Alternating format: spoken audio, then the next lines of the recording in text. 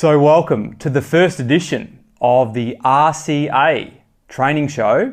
For those of you who are new to the channel, I'm going to be your host, Cam Nichols.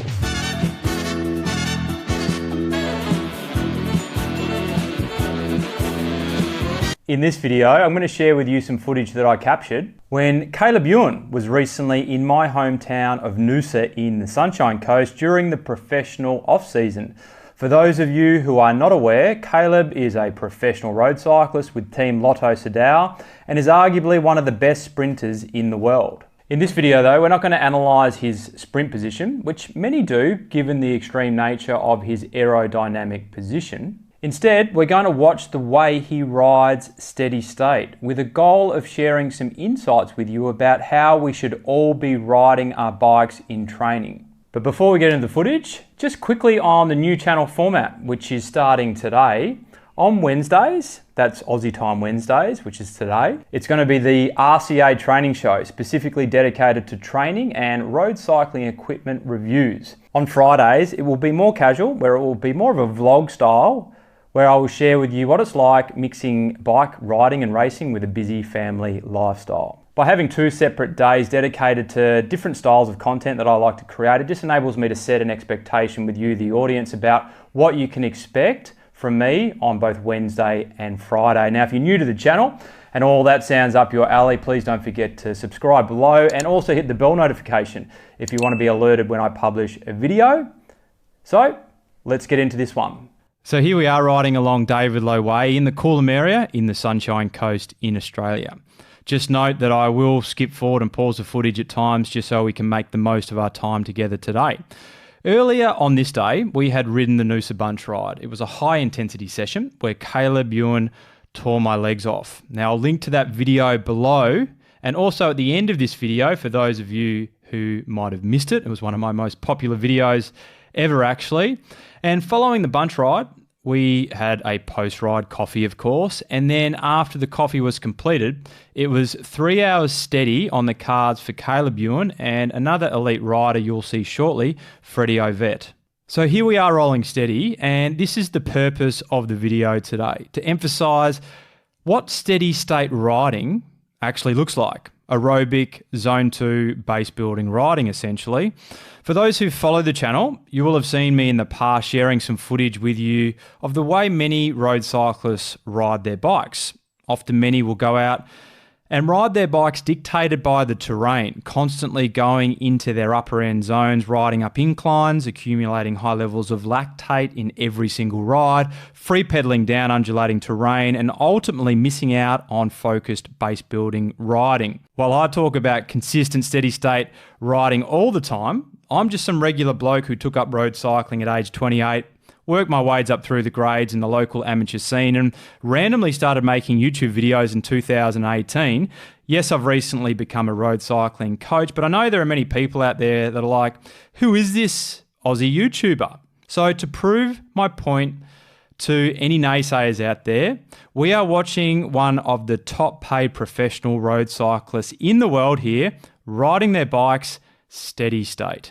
At times, Caleb will get out of the saddle to stretch his legs, but he's riding consistent pressure. I'd say mid to top end zone 2 for him. I say that because I rode next to Caleb for a while during this ride and I was pushing into my zone 3. However, I am 12 kilograms heavier than Caleb, 6 inches taller. So Caleb's 67 kilos and 5'5" according to Wikipedia. So that will ensure I have to work harder than him for the same speed. He's also a lot more aerodynamic than me. Also, Caleb would have a much higher FTP than me, so his zone 2 power would be higher than mine, and as a result, I'm pretty confident he would be mid to top end zone 2 for this specific steady state riding. Just watch how Caleb keeps a consistent pedal stroke, consistent power output, things you don't see Caleb doing. Randomly lifting the pressure without telling anyone, randomly free pedaling or reducing the pressure, randomly going off his line. It's just consistent, constant pressure on the crank. And let me tell you, if you ride this way for a number of hours, it gets very difficult, but it builds excellent conditioning. So what happens now when the terrain changes up and down? Here we are now on undulating terrain. Notice Caleb riding next to Freddie at the front, and they're still riding the same way. You are not going to see free pedaling down the hills and attacking up inclines, pushing out random 600 watt efforts or something ridiculous like that. It's the same consistent pressure all the time.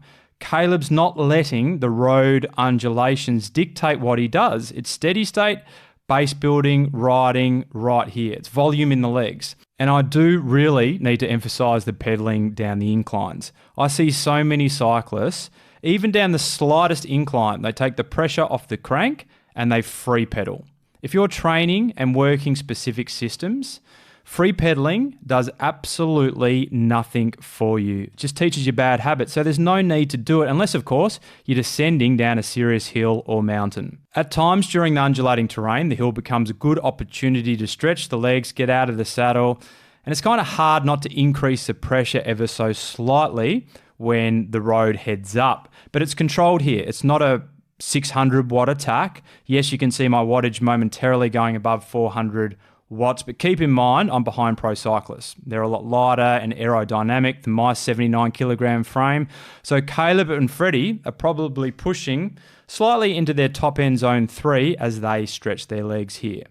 So we finished the ride, heading for my third coffee for the day, of course, and Caleb and Freddie disappeared, but Caleb kindly offered for those who had been riding with him that he would be heading out tomorrow, and if anyone wanted to join, to meet at the coffee shop the following day at 6:30 a.m. And guess what? He informed everyone and set the expectation that he needed to incorporate some structured efforts for a specific period of time. So in other words, Caleb was saying, join me for a roll, be aware that I'll be ripping it to shreds in a structured manner for an hour or so, and then we'll ride steady state.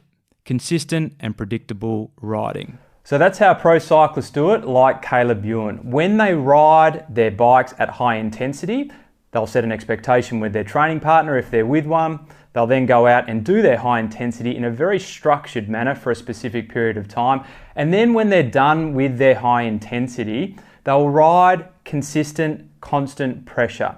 None of this random doing 400-500 watts up a hill just because it's a hill, or coasting down the other side of a hill, free pedaling just because it's a decline. It's consistent pressure on the crank at all times. Now, if I would take a guess, I know there would be a number of you out there that would probably ride pretty sporadically, like I've described in this video. I know that because I see it all the time and I used to do it myself. I guarantee though, if you start to implement a more consistent way of riding in your training, as I've described in this video, you're going to see a significant improvement in your own road cycling performance. And if you're after more information on how you can take your road cycling performance to the next level, I have a free training, which I'll link to below, and I'll catch everyone in the next video.